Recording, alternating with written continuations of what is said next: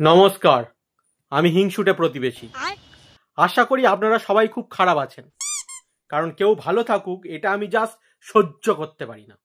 জীবনে আমি নিজে উন্নতি না করলেও সেটা নিয়ে আমার কোনো মাথা ব্যথা নেই, কিন্তু আমার প্রধান সমস্যা হচ্ছে ও কেন উন্নতি করবে।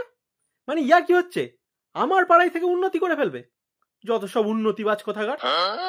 তবে আপনারা কিন্তু আমার নামে মিথ্যা অপবাদ দেন যে আমি নাকি সবসময় পিএনপিসি মানে পরনিন্দা পরচর্চা করি, কিন্তু বিশ্বাস করুন আমি শুধু পিএন অর্থাৎ পরনিন্দাতে বিশ্বাসী।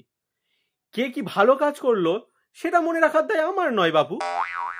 তবে আপনাদের কিন্তু একটা কথা স্বীকার করতেই হবে যে আমি কিন্তু সিসিটিভি ক্যামেরার থেকেও ভালো সার্ভিস দিই।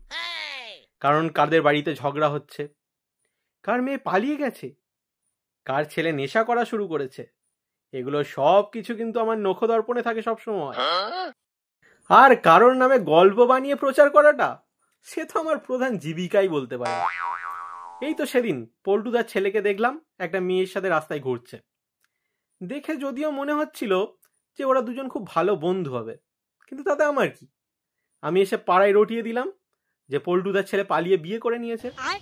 আরে প্রথমে ওদের বাড়িতে একটু ঝামেলা তো বাঁধুক, একটু মজা তো নি, সত্য মিথ্যা পরে দেখা যাবে।